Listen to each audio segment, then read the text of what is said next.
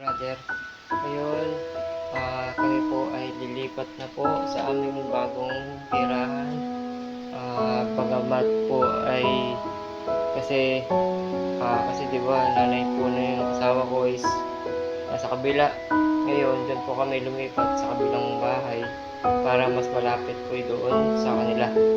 So ayun mga ka-brother, makikita niyo po medyo ano na po siya, medyo nag-imis-imis na po kami. Ako lang po pala ang nag-ibis. So ayun, tingnan nyo po. Kung mapapansin nyo po mga ka-brother, medyo nakano na po siya. Nakaseparate na po. So ayun. So ayun mga ka-brother, wala na po siyang gamit. Wala na po lahat. Malinis na po. Yan. Pati po itong mga nasa lababo po, medyo nilinis ko na po na konti. Sa po. Tinanggal ko na rin po yung kurtina. Medyo nakaayos na po. Baka bukas or next susunod na araw magpapahakot na po kami. Ayan po yung iba. So ayan mga brother, nilipat na po kami. Susunod na araw medyo mabait naman po yung may-ari ng bahay. Yun nga lang po, kasi gusto po nung biyanan ko malapit kami sa kanila para napupuntahan kahit malapit. Kasi po dito sa amin, medyo malayo po kami sa bahay nila. Mahirap ngayon. Medyo kasi nakakapagod pag yung biyahe-biyahe sa kabila, punta dito, punta doon. So ngayon, nangyari nito pong last cut off ng 15, medyo doon na po kami naka-stay. Ngayon, ito pong bahay na inuupa namin, wala na pong tao. So napag-isipan po namin mag-asawa na lumipat na lang doon sa malapit sa kanila. Kaya ngayon yun, ito naglinis ako, nag-ayos ako ng mga gamit para pagdating ng hapot ng isang truck, isang buhos na lang. Yung may-ari po kasi nito mga ka-brother, mabait naman po, mabait naman po siya kausap, mabait po talaga. Biruin mo, itong bahay na ito napakalaki, 3.5, may sariling kwarto, may sariling laki ng lababo, tapos yung kuryente may sarili, yung tubig may sarili. Biruin mo, may ano pa to, may terrace pa ito. Yan, may terrace pa. May atep pa sa taas. Mura siya kung iisip, malaki siya mga ka-brother. Kung isipin nyo, 3.5. Tapos, ngayon, ganito, medyo lalo na siya kasi siyempre nalulungkot mo yung may-ari kasi nga wala na kami. Sayang naman daw. Yun, wala na. Hindi namin wala, no choice sa kami. Talaga kami pupunta sa kabilang bahay. Pero meron kami nakitang bahay, merong mura, 2.8. Pero hindi siya ganitong kalaki. Wala siyang kwarto. Kumbaga ang bahay niya po hanggang sa may pinto, hanggang doon. Tapos itong kanto na to, nandito, hanggang pa ganun. Ganyan lang po sa may poste. Yan lang po siya. Tapos may CR, may lababo. Yun lang, wala siyang kwarto. Inalipatan namin.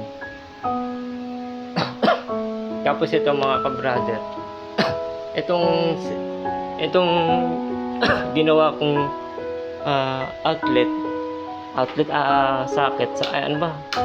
Mga switch yan. Hindi ko na po yan tatanggalin. Ito na po iano ko na po sa kanila. Isusurrender ko na lang din po sa kanila. Ito po yan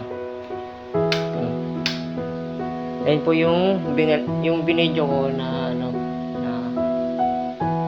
nagwa-wiring po ako. Yan po yung binibidyo ko na nagwa-wiring. So yun mga ka-brother. Ito sa CR kasi to. CR. Ito po yun sa kusina. Ito yung sinasabi ko. Isang patay, bukas dito, bukas din dyan. Kaya pag pinatay niyo po ito, pag pinatay niyo po yan, parehas po yan mawawala. Oh, wala na po lahat. Wala rin po siyang silbi. Wala na rin po. Yan mga kabrad, wala na siyang silbi. Kaya ito ang pinaka parang main switch niya. Oh, bukas na lahat. Kaya papatayin ko siya. Ako siya papatayin. Wala na. Yan na po. Tapos yung ibang ginawa ko po ditong ano, mga saksakan, pinagtatanggal ko na rin po. Ayan, katulad po yun. Ayan po dati, ito po yung nakalagay. Ngayon, binalik ko siya dyan, kasi dyan po talaga siya nakalagay. Binalik ko ulit. Tapos yung mga saksakan po dito sa labas, ngayon, lagayan po ng CCTV. Tinanggal ko na rin po. Pati yung nandiyan dati. Nakalagay po yan, extension. Dinary ko po yan sa box na yan. Naglagay po ako ng extension para sa washing. Tapos naglagay po ako yan para sa CCTV sa labas. Kaya yun, tinanggal ko na rin po. Tapos yan, tayo, malinis na po. Okay na po siya. Medyo ano na lang po, hakot na lang po. Yan. Meron pa kami, medyo dami po kaming gamit, pero okay lang. Sa bagong lilipatan. Sa taas din po, malinis na. Okay na po siya. So, brother, ayun. Nagpapasalamat po ako sa may-ari po ng bahay. Mabait. Mabait po siya. Hindi naman po siya ganun talagang mabait po siya kasi biruin mo, itong bahay na to, sinabi po niya sa amin na ituring yung bahay niyo na po ito. Sabi niya po sa amin, ituring niyo pong bahay niyo na yan. Yung mga bayarin, kayo na pong bahala. Bayarin sa kuryente, bayarin sa tubig. Kayo na pong bahala. So yun mga kabrother, ang dami na pong memory dito. Dapat po, dito na rin po ako nakakaalaw, nakakamungkol ng mga, alam niyo, yung tawag din yung mga gastusin.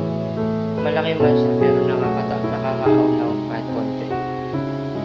So ayun, iiwanan ko to ng malinis. Iiwanan ko po siya ng malinis. Iiwanan ko po siya ng sagana. So ayun, nagpaalam pa kami nung nakaraan sa may-ari, sa owner, sa asawa niya, na aalis na po kami, hindi na po kami magtatagal dito. May pondo pa naman po kami, kaso gagamitin yung pondo sa yung nitong cut off, saka yung sa kuryente, saka yung sa tubig. So yun, yung mga pondo rin, mga gamit ko sa lahat. Ngayon kasi itong cut off ng kuryente, babase po kami sa bill ng kuryente, saka yung sa tubig, bill din ng tubig, doon po kami babase para yung pondo namin, doon na ibabawas. So ayun mga kabrother, paalam sa bahay na ito.